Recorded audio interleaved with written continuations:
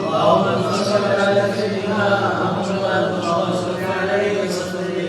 صل على سيدنا محمد يا رب صل عليه وسلم. اللهم صل على سيدنا محمد يا رب صل عليه وسلم. سبحان الله وبحمده سبحان الله وبحمده سبحان الله وبحمده سبحان الله وبحمده سبحان الله وبحمده سبحان الله وبحمده سبحان الله وبحمده سبحان الله وبحمده سبحان الله وبحمده سبحان الله وبحمده سبحان الله وبحمده سبحان الله وبحمده سبحان الله وبحمده سبحان الله وبحمده سبحان الله وبحمده سبحان الله وبحمده سبحان الله العظيم. سبحان الله وبحمده سبحان الله سبحان الله وبحمده سبحان الله العلي العظيم. سبحان الله وبحمده سبحان الله اللهم صل على حبيبك سيدنا محمد وعلى آله وصحبه وسلم. اللهم صل على حبيبك سيدنا اللهم صل على حبيبك سيدنا محمد وعلى آله وصحبه وبارك وسلم أجمعين. اللهم صل على حبيبك سيدنا محمد وعلى آله وصحبه وسلم أجمعين. الفاتحة. بسم الله الرحمن الرحيم. الحمد لله رب العالمين الرحمن الرحيم مالك يوم الدين إياك نعبد وإياك نستعين صراط الذين أنعمت عليهم غير المغضوب عليهم ولا الضالين آمين. بسم الله الرحمن الرحيم. الحمد لله رب العالمين حمدا كثيرا طيبا مباركا فيه على كل حال حمدا يوافي نعمه ويكافي مزيده. يا ربنا لك الحمد كما ينبغي لجلالك ولعظيم سلطانك. اللهم صل وسلم على سيدنا محمد في الأولين والآخرين وصل وسلم على سيدنا محمد في النبيين والمرسلين وصل وسلم على سيدنا محمد في الملأ الأعلى إلى يوم الدين. اللهم تقبل ما قرأناه من القرآن العظيم وما قلناه من قول لا إله إلا الله وما سبحنا الله وبحمده وما صليناه على النبي محمد صلى الله عليه وسلم هدية واصلة ورحمة نازلة وبركة شاملة وصدقة متقبلة. نقدم ذلك ونهدي إلى حضرة سيدنا وحبيبنا وشفيعنا وقرة عيننا محمد صلى الله عليه وسلم وجميع إخوانه من الأنبياء والمرسلين وجميع الصحابة والتابعين والتابعين لهم بإحسان إلى يوم الدين. خصوصا منه المهاجر إلى الله أحمد بن عيسى وسلفه المقدم محمد بن علي بعلوي والحبيب محمد بن علي مولى الدويلة والحبيب عبد الرحمن بن محمد السجار أحمد عمر المختار وبكر السكران وإخوتهم الجميع. ثم أحمد عبد الله بكر العدلوس وبكر بن عبد الله العدلوس العدلي ثم أشهر بكر بن سالم أخي أنجل بن سالم والحبيب أحمد بن محمد الحبشي صاحب الشعب والحبيب عبد الرحمن بن محمد الجفري مولى آل الشيخ والحبيب عمر بن عبد الرحمن الطاس والشيخ علي بن عبد الله بارس ثم الحبيب عبد الله بن علوي بن محمد الحداد وأصولهم وفروعهم وصل قرن لأجلهم الشريف حامد بن أحمد السقاف والحبيب علي عن الدروس أبو حسن بهر وجميع حبائب والشريف والمدفون في هذا المباركة وصل الشيخ الله كاتب وجعل لهم من النار فكنهم من النار وسترا لهم من النار ونجاة لهم من النار. اللهم اغفر لهم وارحمهم وعافهم واعف عنهم وادخل في قبورهم الروح والريحان والفسحة والأمان والعفو والرضوان. يا حنان يا منان يا من إذا سئلنا أعطى وإذا سئلنا عن. ربنا آتنا في الدنيا حسنة وفي الآخرة حسنة وقنا عذاب النار. وصلى الله على سيدنا محمد وعلى آله وصحبه وسلم والحمد لله رب العالمين. أستغفر الله العظيم لي ولوالدي ولأصحاب الحقوق الواجبة علي ولجميع المسلمين والمسلمات والمؤمنين والمؤمنات الأحياء منهم والأموات.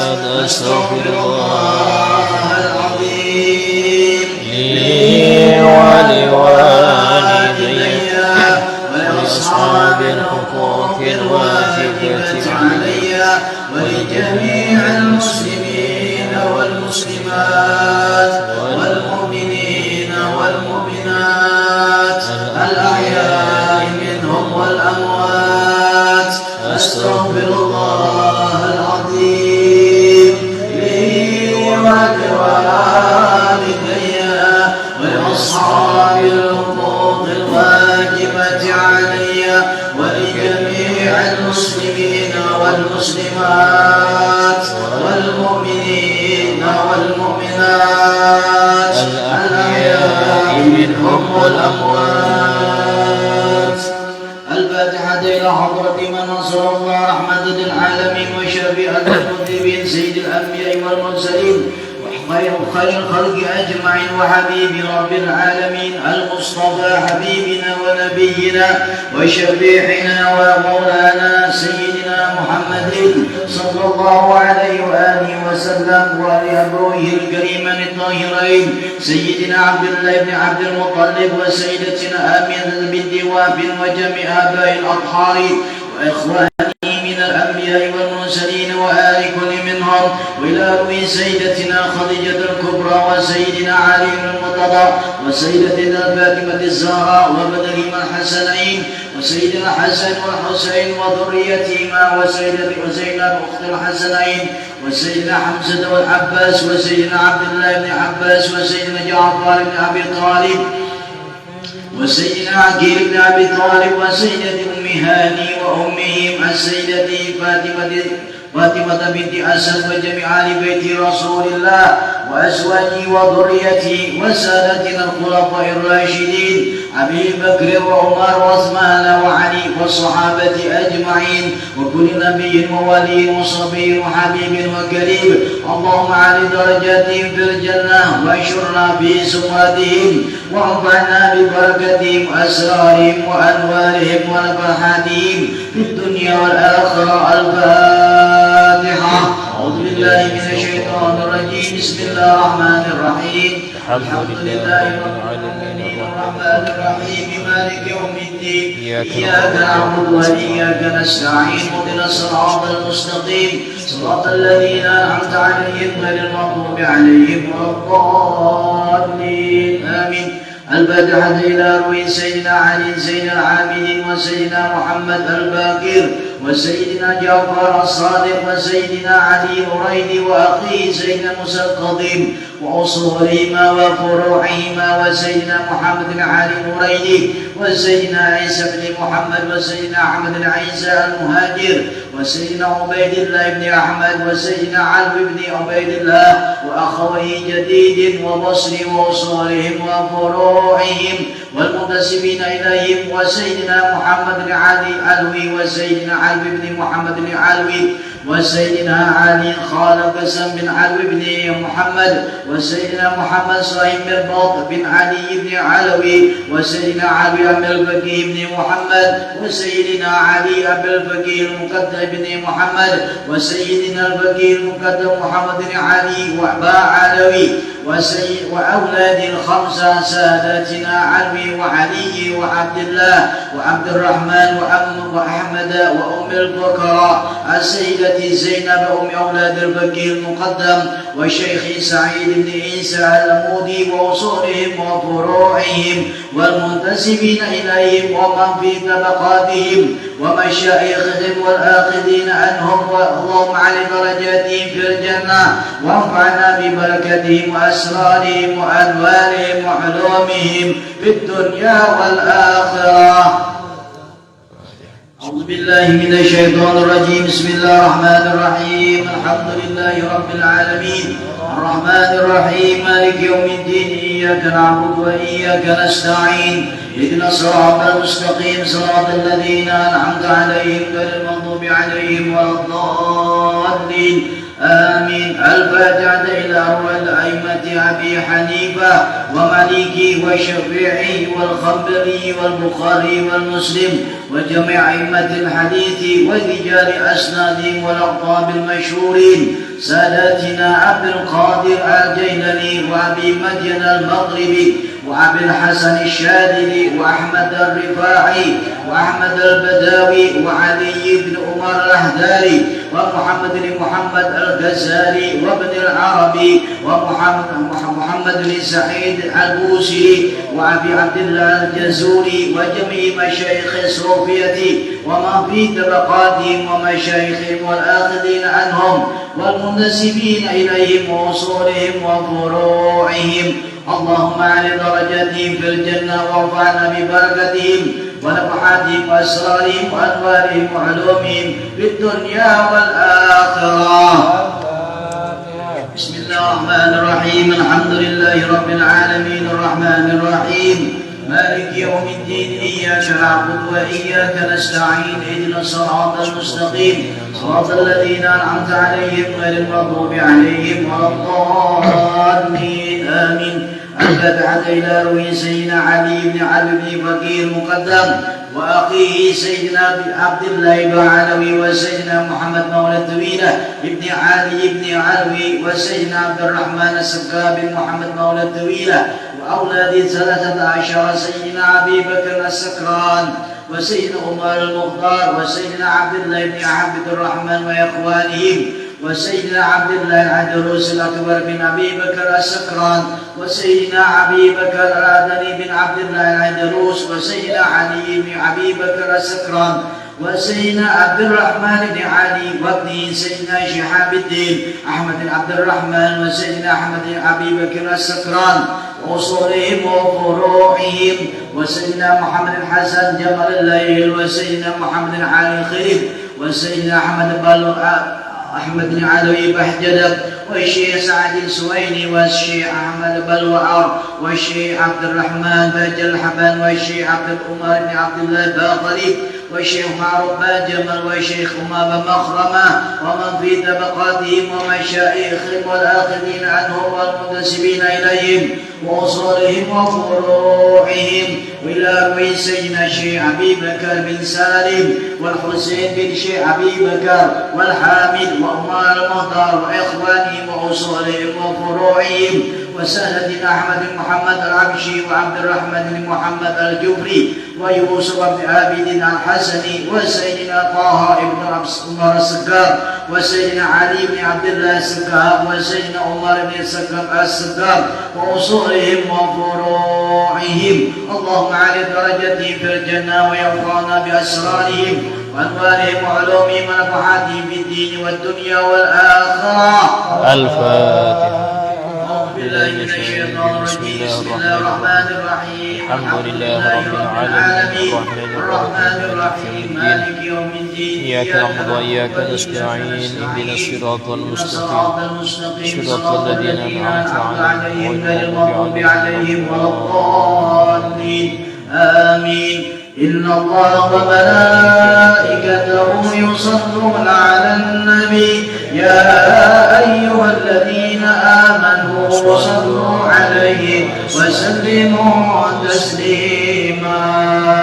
اللهم صل وسلم وبارك عليه وعلى آله. يا رب صل على المختار من مضر والأنبياء وجميع الرسل ما ذكروا وصل ربي على المهدي وشيعته وصحبه من للطيبين قد نشروا وجاهدوا مع قوم الله واجتهدوا وهجروا ونهوا أمروا وقد نصروا وبينوا الفرق والمسنون واعتصموا لله واعتصموا بالله فانتصروا. أزكى صلاة وأنمها وأشرفها يعثر الكون غير نشرها العثير معبكة بعبك المسك زاكية من طيبها أرج الرضوانية تشير عد الحصى والثرى والرمل يتبعها نجم السماء ونبات الأرض والمدر وعد وسط مساقين الجبال كما يلي قطر جميع الماء والمطر وعد ما حوت الأشجار من ورق وكل حرف قال يتلى ويستطر والوجه والطير والأسماك ما نعم من يديهم والجن والأملاك والبشر والذر والنمل مع جمع القبور بكذا والشعر والصف والأرياش والوباء وما أحاط به العلم المحيط وما جرى به القلم المأمور والقدر وأدنى ملك التي مننت بها على الخلائق مذكر ومنشر وأدم ودره السم الذي شربت به النبيون والأملاك وافتخروا وعد ما كان في الأكوان السند وما يكون إلى أن تبعث صور بكل طرفة عين يطرفون بها أهل السماوات والأرضين أو يدار من السماوات والأرضين مع جبل والفرش والعرش والكرسي وما حصروا ما عدم الله موجودا وأوجد من صلاة دواما ليس تنحسر ونسترق عدم جمع الدهور كما تحيط بالحد لا تبقي ولا تدر غاية وانتهاء يا عظيم لها ولا لها أمد يضاف يعتبر وعد أرحبه ومن عدد معرف أرحبه يا من له القدر كما تحب وترضى سيدي وكما أمرتنا أن نصلي أنت مقتدر مع السلام كما قد بر من عدد الرب وضاعفهما والفضل منتشر وكل ذلك مدروب بحقك في أنفس خلقك إن كل وإن كثر يا ربي واغفر لقارئها وسامعها والمسلمين جميعا أينما حضروا يا ربي واغفر لقارئها وسامعها والمسلمين جميعا أينما حضروا يا ربي واغفر لقارئها وسامعها والمسلمين جميعا أينما حضروا ووالدينا وآلنا وجيرتنا وكلنا سيد العفو مفتقر وقد أتيت ذنوبا لا عداد لها لكن عفوك لا يبقي ولا يذر والهم عن كل ما أبغيه أشغلني وقد أتى ربيعا والقلب منبسر وأرجوك يا ربي في الدارين ترحمنا بجاه من بيديه سفحا هجروا يا ربي أعظم لنا أجرا ومغفرة إن جودك بار ليس ينحسر يا ربي أعظم لنا أجرا ومغفرة فإن جودك بار ليس ينحسر يا ربي أعظم لنا أجرا ومغفرة فإن جودك بار ليس ينحسر وقت نيومنا الأخلاق ضائقة وفرج الكرب أن أنت مقتدر وكل طيبا بنا كل نازلة لطفا جميلا به الأول نسير وكن لطيفا بنا في كل نازلة لطفا جميلا به الأهوال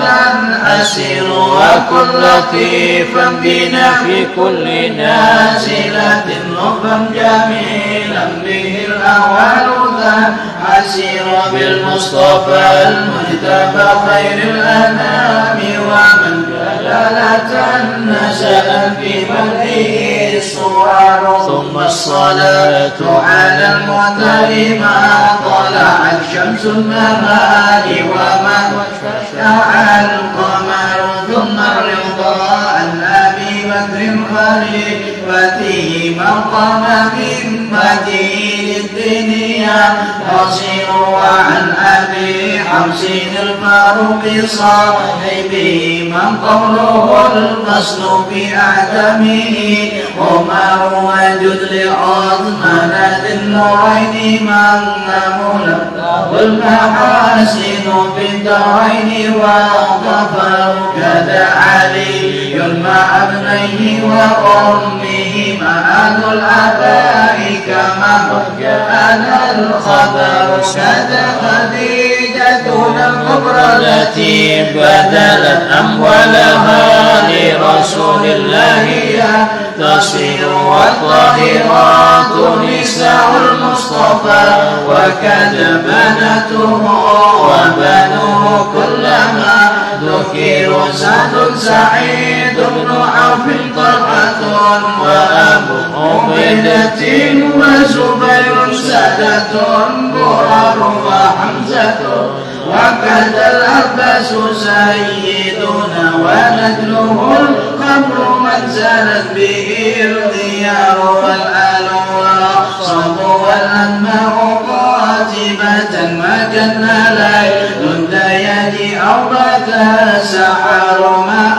الرضا وعافية وحسن خاتمة ينقضي الأمور اللهم صل وسلم وبارك عليه وعلى آله اللهم صل وسلم على سيدنا محمد صاحب التاج والمعراج والبراق والعلم نافع البلاء والوباء والمرض والألم اسمه طاهر مطهر معطر منور من اسمه مكتوب مرفوع موضوع على اللوح والقلم شمس الضحى بدر الدجى نور الهدى مصباح الظلم أبي القاسم سيد الكونين وشفيع الثقلين سيدنا محمد صلى الله عليه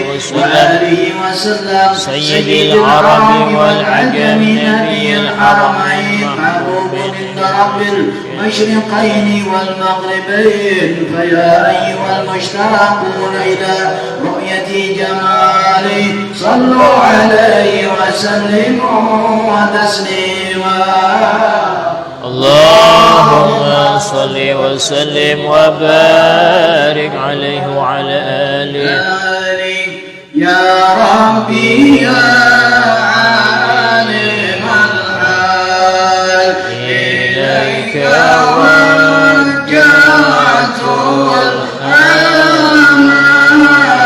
الآمال فمن علينا بالإقبال وكن لنا واصلح الحال يا ربي يا عالم الحال إليك وجهت الآمال فمن علينا بالإقبال وكن لنا واصلح البال يا ربي يا رب الأرباب عبدك فقير على الباب أتى وقد بات الأسباب تدري كم بعد ما يا واسع الجود جودا فالخير خيرك وعندك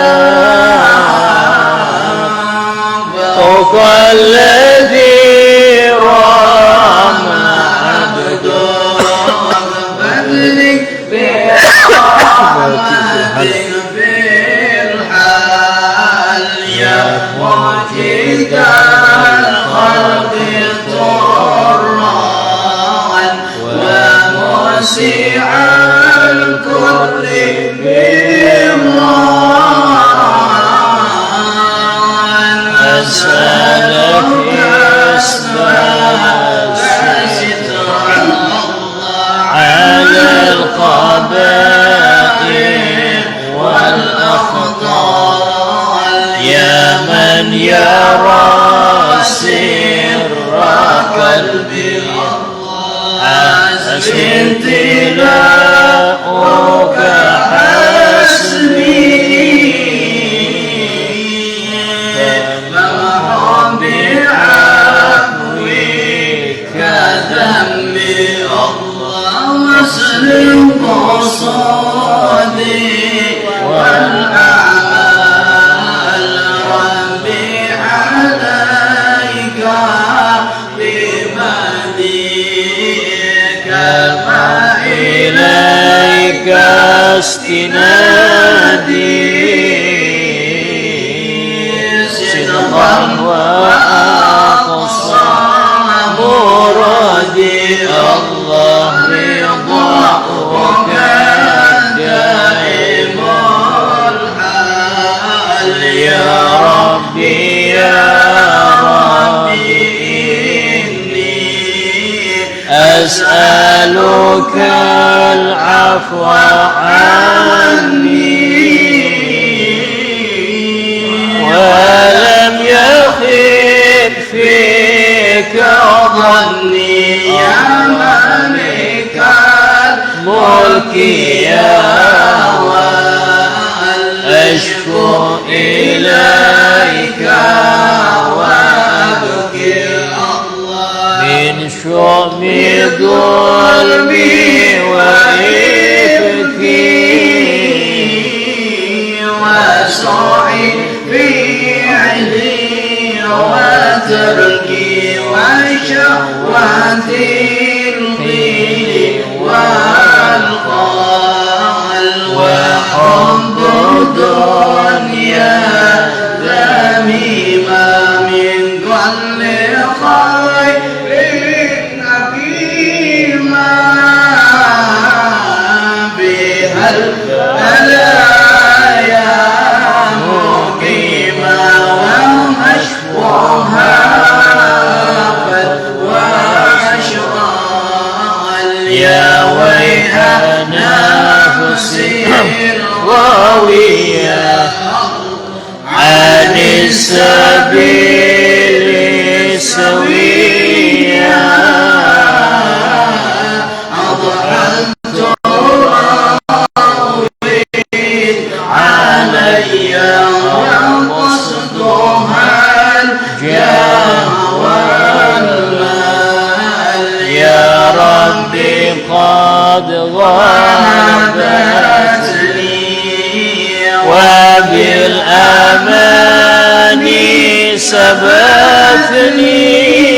سبتني وبالحضور كبتني وقيدتني بالأكبال قد استعنتك ربي الله على مداومة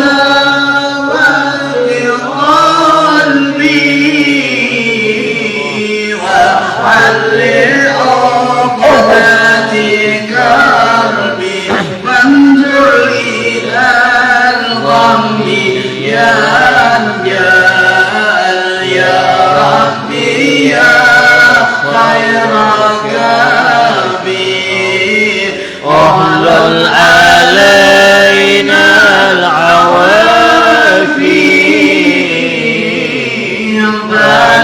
تنسى شيء ثرنا خافي عليك ترسيل وإجمال يا ربي عبد ببابك يخشى أليم عذابي ويرتدي ثوابي وغيث رحمتك حاضر وقد أتاك بعذر وبانكسار وفقري فازم بيسرك عسرا بمحض جودك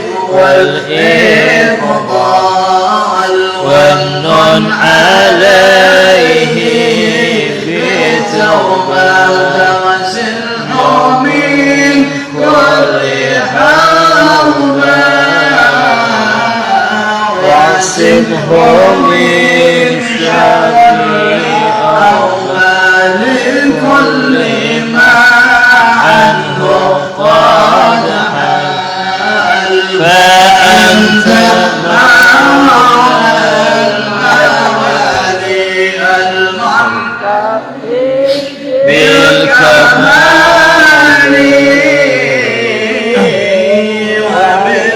وبالعلا والتعالي علوت عن ضرب الأمثال جودك وفضلك وبالرضا يرجى وبالشرك وقهرك يرجى وذكرك وشكرك لازم وحمدك والإجلال يا ربي أنت ناصري فلكني كل خير واجعل جنانك مصيري واختم بالإيمان الآجال وصل في كل حالة على مزيل الضلال من كلمته الرسل محمد هادي الهلال والحمد لله شكرا على نعم منه تترى نحمده سرا وجهرا وبالقضاء والأوصال لا إله إلا الله لا إله إلا الله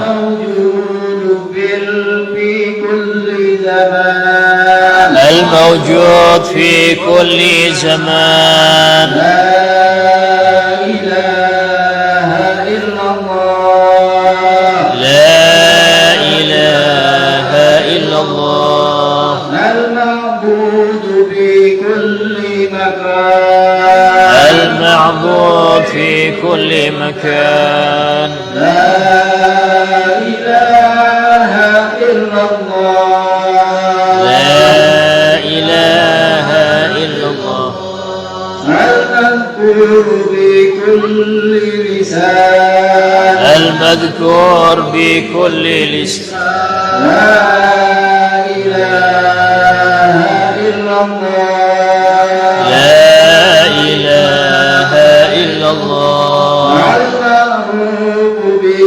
بالإحسان المعروف بالإحسان لا إله إلا الله لا إله إلا الله كل يوم هو في شان كل يوم هو في شان لا إله إلا الله لا إله إلا الله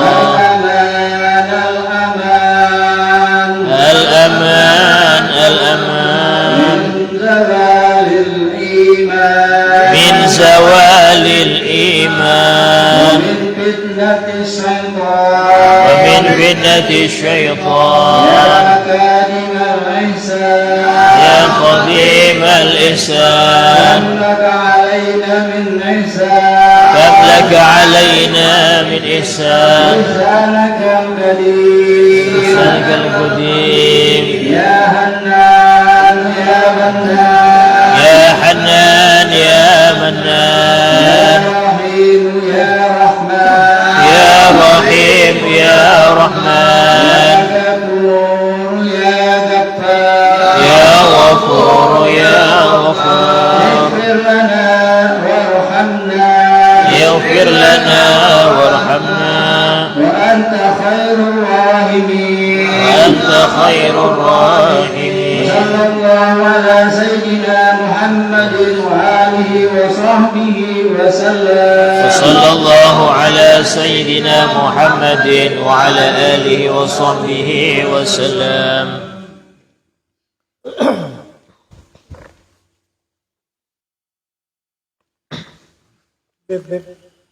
بسم الله الرحمن الرحيم. الحمد لله رب العالمين، به نستعين على أمور الدنيا والدين. أشهد أن لا إله إلا الله وحده لا شريك له، وأشهد أن سيدنا محمدا عبده ورسوله لا نبي بعده. اللهم صل وسلم وبارك وكرم وعظم ومجد على حبيبنا وشفيئنا وقرة أعيننا محمد وعلى آله وصحبه أجمعين. سبحانك لا علم لنا إلا ما علمتنا إنك أنت العليم الحكيم. رب اشرح لي صدري ويسر لي أمري واحلل عقدة من لساني يفقه قولي بجاه النبي وآله. قال الله تعالى: وقل رب زدني علما. وقال رسول الله صلى الله عليه وسلم: طلب العلم فريضة على كل مسلم.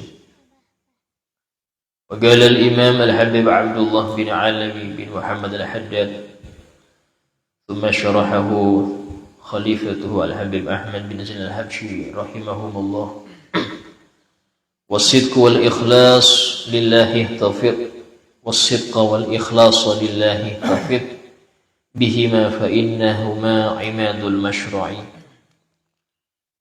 والصدق sifat siddiq, wal ikhlas dan ikhlas, jagalah, peliharalah itu karena Allah.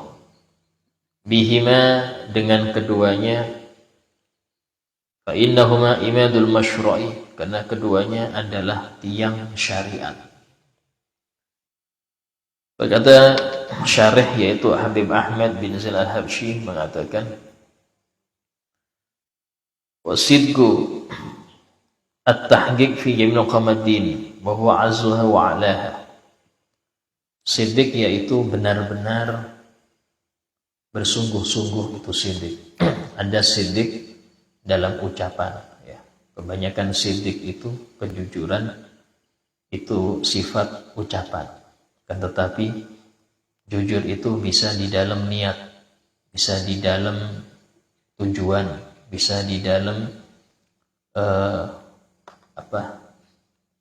amal yang jujur, yaitu tidak ada tercampur dengan riya atau tidak enak, itu enggak ada. Dan ucapan yang jujur tidak tercampur dengan kebohongan. Dalam hal ini beliau mengatakan, walikulli mu'min hadduh minas siddiq. Setiap orang yang beriman itu punya bagian daripada siddiq. Biqadri imani, tergantung imannya. Semakin besar imannya, semakin besar sidiknya. Dan dalam hal ini cukuplah sebagai kemuliaan dan keagungan sifat sidik. Allah Ta'ala berfirman, wa kunu ma'as shadiqin, dan jadilah kalian membarengi orang-orang yang shadiq ini. Al-Imam An-Nawawi dalam kitab At-Tibyan mengatakan, as-shadiq huwa alladhi la yubali. Orang yang sungguh-sungguh itu orang yang gak pedulian, gak ada peduli omongan orang, gak peduli komentar, gak peduli. Setelah dia meniti jalur ilmu, dengan syarat dia meniti jalur ilmu, dia tidak peduli kiri kanan. Wasodiq, walau kharaja min kulli qadarin min qalbil khalaq, walaupun dia keluar dari setiap hati orang. Dia awal direspek orang atau orang gak respek, dia gak ngurus itu. Kenapa? Li ajli solahi qalbi, karena untuk memperbaiki hatinya.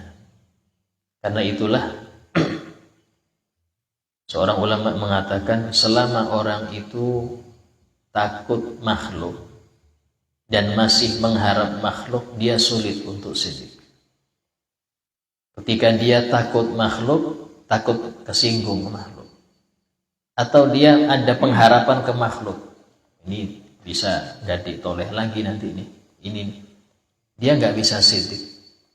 Pasti jaga ini, jangan sampai nyinggung, jangan sampai gini.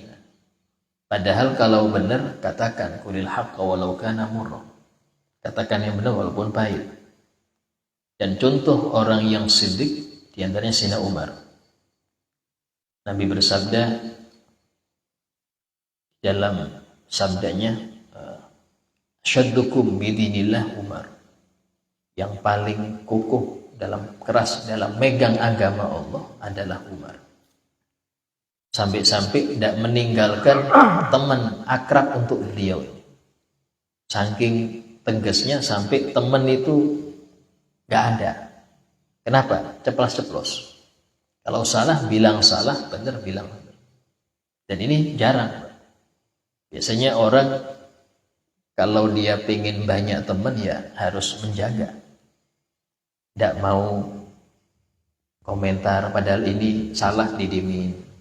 Itu banyak teman itu. Tapi tadi dia gak bisa sidik. Sampai-sampai Abdullah Haddad di dalam salah satu syairnya, dia mengatakan, madus sidqu wa ahlus sidqi ya sa'du qad nadha fala tatlubanna sidqa min ahli dzal zaman.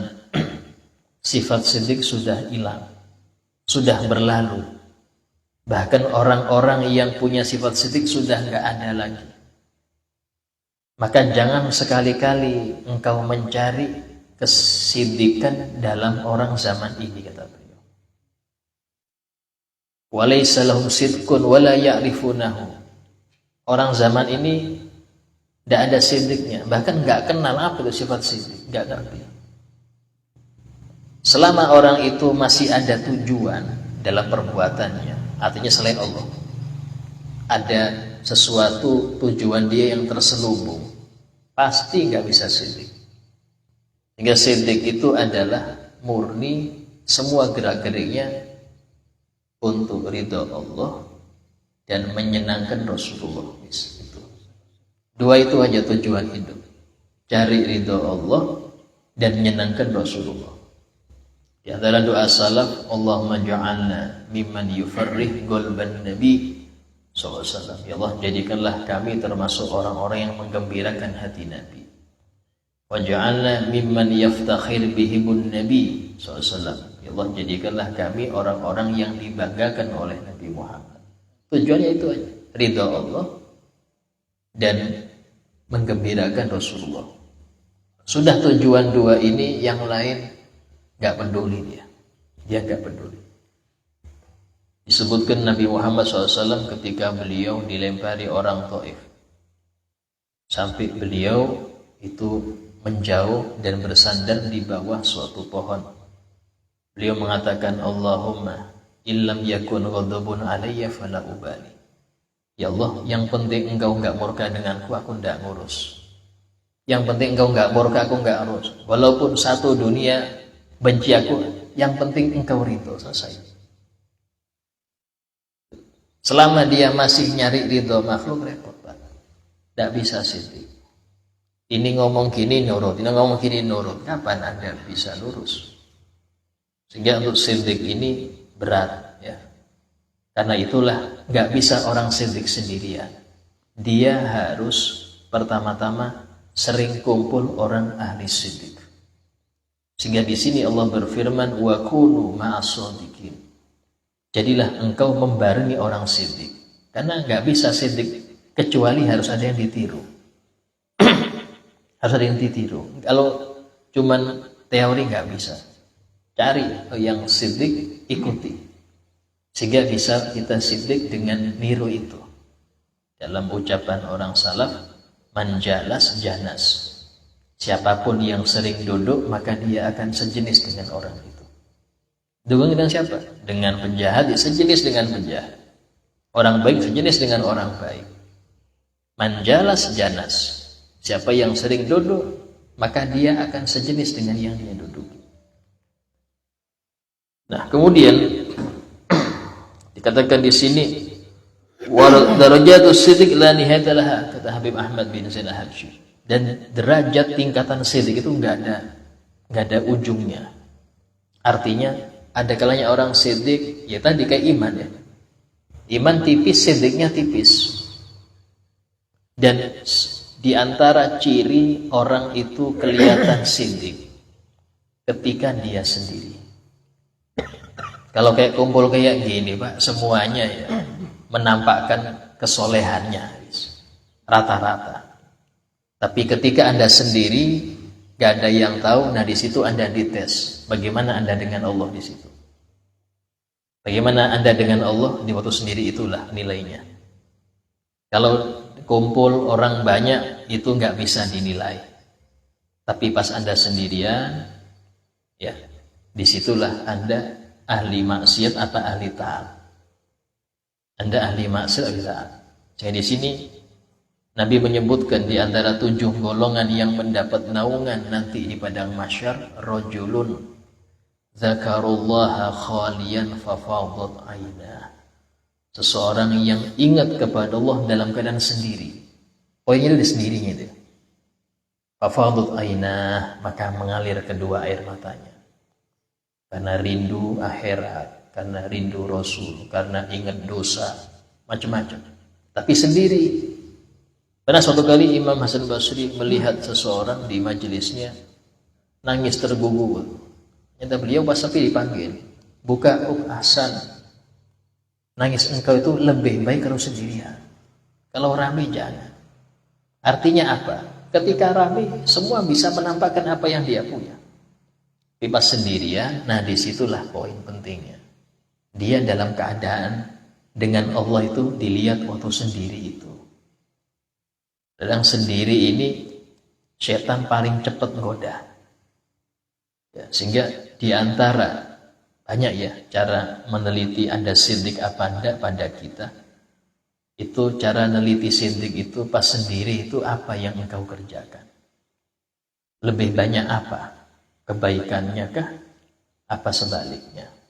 Disitulah dites siddiq kita dengan Allah Ta'ala. Wa man kana shadiqan fi jamil umur fa huwa siddiq.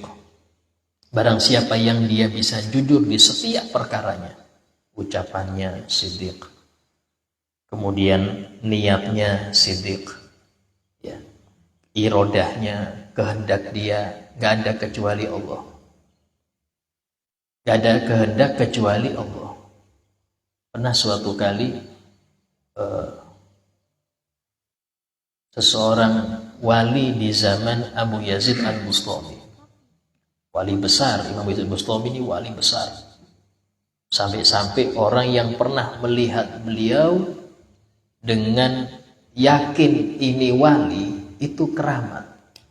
Yang lihat beliau yakin ini wali keramat. Ini Imam Abu Yazid Al-Bustami. Itu pernah suatu kali seorang wali di masa beliau ini bermimpi. Bermimpi ada hatif. Hatif ini ada suara, ada ucapan, tapi nggak ada bentuknya. Mengatakan kullu waliyin yatlub minni. Semua wali itu minta dariku. Ada yang minta keramat, ada yang minta ini, ada yang minta ini. Illa Aba Yazid fa innahu yatlubuni. Kecuali Abu Yazid yang dia minta aku, dia nggak minta yang lain. Minta apa? Wilayah ini, nah engkau ya Rabb. Minta engkau, nggak minta yang lain. Ini siddiq tingkat tinggi. Kadang orang usaha ibadah kenapa? Ya pengen keramat, pengen jadi wali, pengen ini, pengen ini. Beliau enggak. Pengen engkau, selesai. Sehingga disebutkan ketika turun ayat, Nabi membacakan ayat minkum man yuridud dunya wa minkum man yuridul akhirah. Di antara kalian itu ada yang ingin duniawi dan ada yang ingin akhirat. Itu Sayyidina Abu Bakar Siddiq nangis. Siapa yang ingin Allah? Kalau cuman dua ini aja, yang ingin Allah siapa? Ya, intinya dalam hal ini keinginan duniawi dan ukhrawi itu masih belum siddiq menurut orang yang siddiq. Kayak itulah mengapa Sayyidina Abu Bakar digelari as-siddiq, karena memang semua keinginannya itu hanya Allah dan Rasulullah SAW. Selanjutnya di sini dikatakan oleh Sayyidina Abdullah bin Abbas, arba'un man kunna fihi faqad rabih. Ada 4 sifat, siapapun manusia yang memiliki 4 sifat ini sungguh dia beruntung. Pertama as-siddiq, dia punya siddiq. Yang kedua al-haya, dia punya rasa malu. Itu malu paling besar, malu kepada Allah Ta'ala.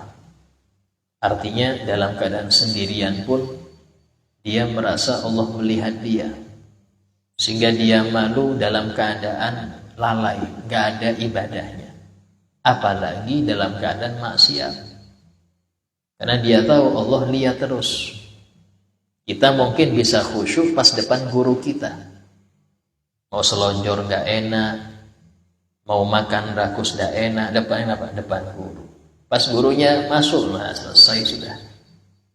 Pas pulang ya selesai, adabnya selesai. Tapi kalau adab dengan Allah, rasa malu pada Allah 24 jam sehari. Bahkan gak cuman perbuatan, sampai hati pun dia perhatikan. Disebutkan kalau kita duduk dengan orang alim, maka jaga lisan. Kalau duduk dengan wali, jaga hati. Karena perhatian mereka lebih banyak di hati. Jadi ini masuk masalah haya, malu. Yang ketiga asyukur. Punya sifat syukur di hati. Dan syukur ini adalah menyaksikan semua nikmat itu dari Allah. Menyaksikan dengan hatinya semua nikmat yang ada padanya itu murni dari Allah, sehingga dia malu menggunakannya untuk melanggar aturannya. Sudah dikasih, dipakai, nusuk yang ngasih, ini repot ya. Sehingga dalam hal ini ketika dia tahu ini nikmat dari Allah, ini masa mau saya bikin murka Allah dengan nikmatnya. Jadi itu yang dimaksud dengan asyukru bil janan, syukur dengan hati. Dan orang yang nyampe kepada level syakur adalah orang yang syukur dengan hatinya, syukur dengan lisannya, dan syukur dengan amal perbuatannya. Kalau sudah 3 ini terdapat pada seorang, maka dia dapat level syakur. Dan syakur ini sangat jarang. Allah berfirman, wa qalilun min ibadiyasy syakur. Sangat sedikit dari hamba-hambaku yang pandai bersyukur. Syakur ini pandai bersyukur. Bahkan di antara bentuk syakur, tidak mengeluh musibah yang menimpanya. Gak mengeluh. Karena dia tahu Hakikat musibah itu dicabutnya satu nikmat atau dua nikmat, tapi disisakan jutaan nikmat untuk dia. Bagaimana bisa ngeluh? Istilahnya yang sisa masih jutaan. Bahkan itu banyak yang dia nggak ngerti. Dicabut cuman satu, cuman dua dicabut, tapi jutaan disisa. Kayak apa bisa ngeluh? Karena itulah seorang ulama mengatakan sesungguhnya kita semua ini sesengsara apapun harusnya dalam makom syukur, bukan makom sabar. Karena kita ini belum pantas dibilang kena musibah. Tapi kita makom syukur, hanya diambil satu atau dua nikmat, yang disisakan masih jutaan. Yang terakhir adalah husnul khuluq, akhlak yang mulia. Akhlak mulia ini mencakup 3 sifat sebelum ini. Itu sidik, itu akhlak mulia. Malu, akhlak mulia. Syukur, akhlak mulia. Dalam suatu hadis Nabi bersabda, innar rajul la yablughu bi husni khuluqi darajatas shaim al-qaim. Sungguh seseorang itu bisa mendapatkan derajat orang yang senang puasa sunnah, derajat orang yang senang bangun malam karena akhlak mulianya. Dia nggak pernah, mungkin jarang bangun malam, jarang puasa sunnah, tapi akhlak mulianya itulah menyampaikan dia ke level itu. Sehingga dalam hal ini para ulama mengatakan akhlak mulia itu sangat banyak, tapi dia terangkum dalam 2 perkara: ridho dengan ketentuan Allah dan sabar gangguan makhluk. Dua ini, ridho dengan ketentuan Allah dan sabar gangguan makhluk. Kebanyakan akhlak mulia di 2 ini. Kalau mau dirangkum di 2 ini, padahal banyak. Akhlak ini banyak. Cuman kalau mau dirangkum singkatnya 2 ini sudah. Ridho dengan ketentuan Allah dan sabar akan gangguan makhluk. Ini kan makhluknya termasuk ya anak, istri, ya, keluarga tangga kita, itu semua. Karena memang ujian itu yang paling dekat kadang-kadang di situ. Yang lain kampung jarang uji kita. Yang uji kita orang terdekat kita. Akan disebutkan awwalu ma yuhram min barakatil alim ahluhu wa jiranu. Pertama kali orang yang tidak mendapat keberkahan seorang soleh itu keluarga dan tetangganya. Kenapa? Karena dia mandang manusiawinya, sisi manusiawinya, tidak memandang sifat ibadahnya, nggak dipandang ini, dipandang manusiawinya. Dari sinilah orang-orang kafir Quraisy yang mereka ini sering melihat Nabi kok nggak dapat derajat sahabat, yang mana disebutkan orang yang memandang Nabi itu semua penyakit hati luntur semua. Karena itulah derajat sahabat nggak bisa dicapai oleh orang yang ibadahnya melebihi mereka, nggak bisa. Kenapa kok orang-orang kafir demikian? Karena mereka nggak mandang Nabi sebagai Rasul. Mereka memandang, oh ini yatim Abu Thalib, oh ini penggembala kambing, oh ini nggak mandang sebagai Rasul. Itulah yang menyebabkan mereka terhijab dari barokah Nabi. Padahal yang mandang Nabi Muhammad itu langsung bersih hati. Apalagi syirik, hati kotoran penyakit hati habis, apalagi kesyirikan. Tapi mengapa orang-orang Quraisy mandang Nabi, sering ketemu Nabi kok tetap aja penyakit syiriknya nggak hilang, kufurnya hilang? Karena mereka memandangnya sebagai orang biasa. Sama ketika seseorang murid itu mandang gurunya, ini ustadz biasa juga, guru ngaji biasa aja, maka dapatnya nggak banyak. Al-Habib Umar bin Abdurrahman Al-Attas, beliau ini setiap waktu itu dakwah terus. Bahkan kata ulama, tidak pernah wajib Jumat seumur hidup. Karena nggak pernah mukim, musafir terus untuk dakwah. Di antara murid yang mulazim Syekh Ali Baros. Syekh Ali Baros ini pernah bertanya, wahai guruku, mengapa murid-murid yang lain kok nggak bisa mendapat seperti yang aku dapat dari engkau? Kau ini wali kutub sekarang, kok nggak dapat keberkahan? Maka kata gurunya, ya Ali, kalau mereka memandangku dengan mata yang engkau pandang kepadaku, aku sampaikan mereka kepada wilayah sedetik, langsung jadi wali bisa. Tapi mereka lihat aku orang biasa, sudah nggak dapat. Sesuai dengan ucapan Syekh Ukar bin Salim, al-madad ala qadri mashhad. Artinya pemberian anugerah Allah tergantung pandangan. Kita mandang wali besar tapi dianggap guru biasa, ya nggak dapat apa-apa. Nggak dapat apa-apa. Padahal ini wali kutub, tapi kita mandang biasa aja. Kalau malam non champion juga, kalau makan 3 piring juga. Makanya yang paling cepat nggak dapat berkahnya keluarga, karena memandangnya sifat manusiawi. Ini abah saya katanya wali, tapi sering marah-marah juga ke saya, lempar sapu juga. Lihat sifat manusiawinya. Istri juga sama, istri lihat suaminya, wah ini katanya wali gini juga. Karena ngerti rahasia-rahasia wajar, manusiawi itu wajar, kan dia manusia. Dia manusia. Lihat orang-orang kafir mengatakan Nabi apa? Mali hadar Rasul yakulut ta'amu yamshi fil aswaq. Mengapa kok ini dibilang Rasul? Dan dia makan kayak kita. Bahkan sering belanja ke pasar. Harusnya Nabi nggak kayak gini menurut mereka. Tapi Nabi dijadikan sama Allah bentuk manusia. Sehingga kebiasaan manusiawi hal yang lumrah. Beda yang memandang, kalau sahabat mandang ini utusan Allah, ini khairu khalqillah, ini habibullah. Beda. Dapat besar sahabat, jatah dari itu besar.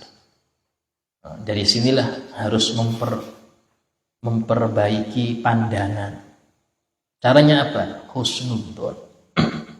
Sampai-sampai kata Abdullah Haddad mengatakan dalam salah satu ucapannya, pandanglah setiap orang itu dia Nabi Khidir.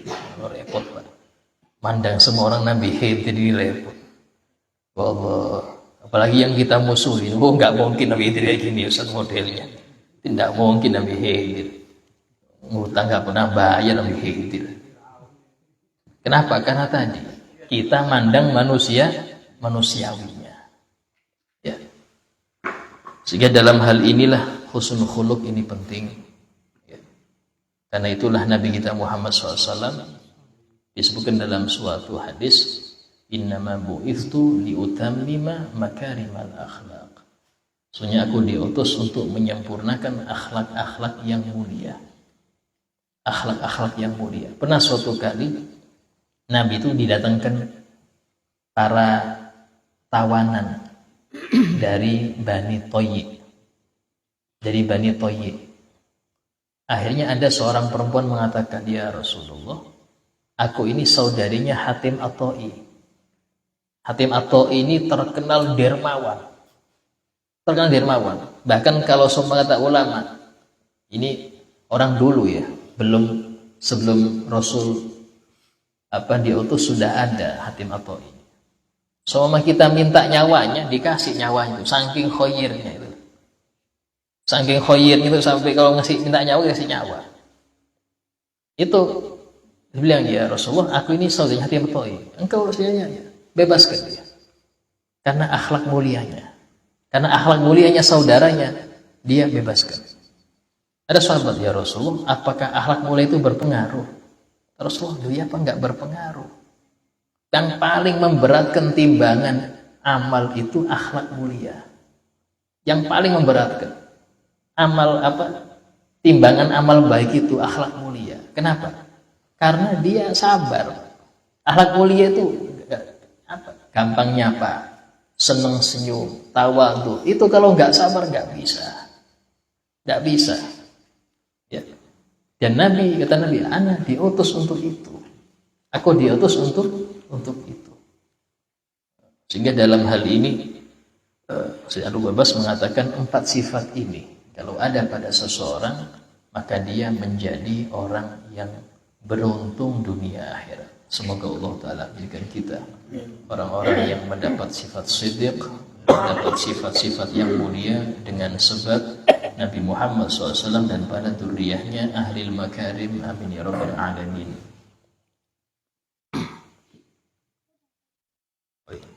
Doa.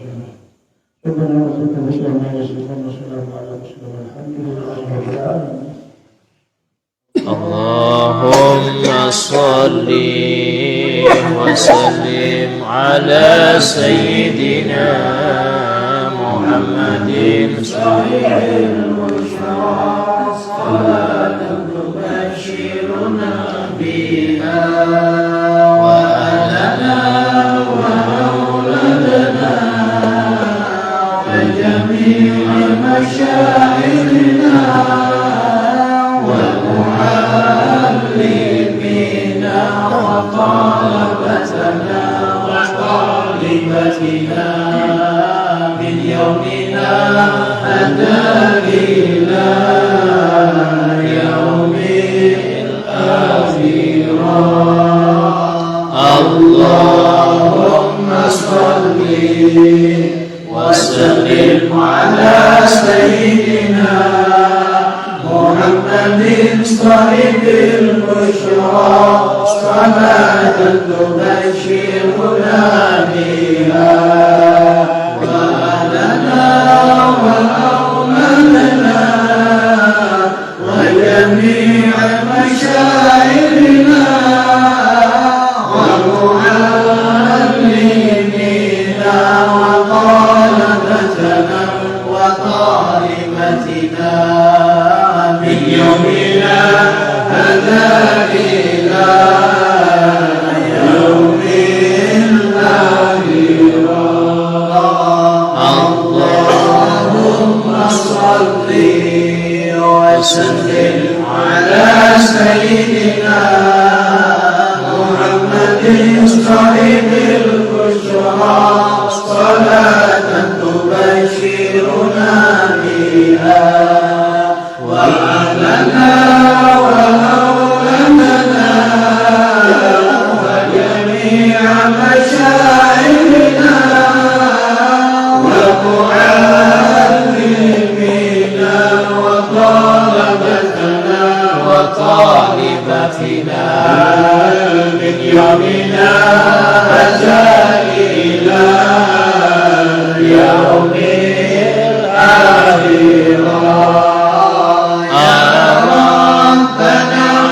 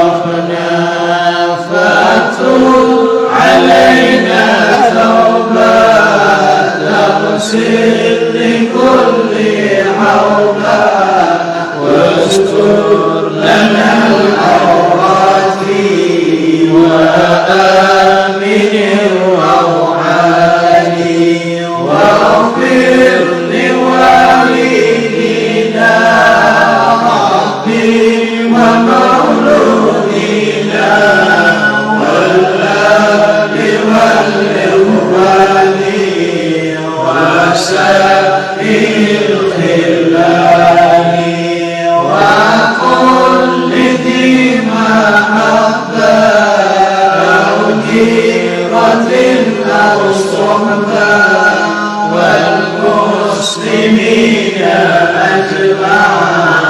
أجمعين يا ربي فاسمع فضلا وجودا منا لا بالحساب منا بالمصطفى الرسول نعظى بكل سرور بالمصطفى الرسول نعظى بكل سرور بالمصطفى الرسول نعظى بكل سرور صلى وسلم ربي عليه عند الحبيب وآله وصحبه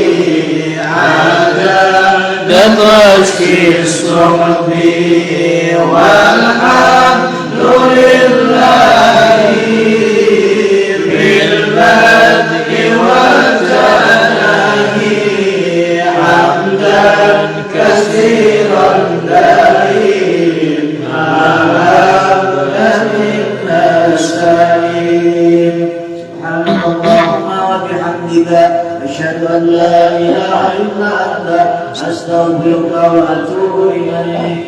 تقبل الله منكم منا ومنكم تقبل يا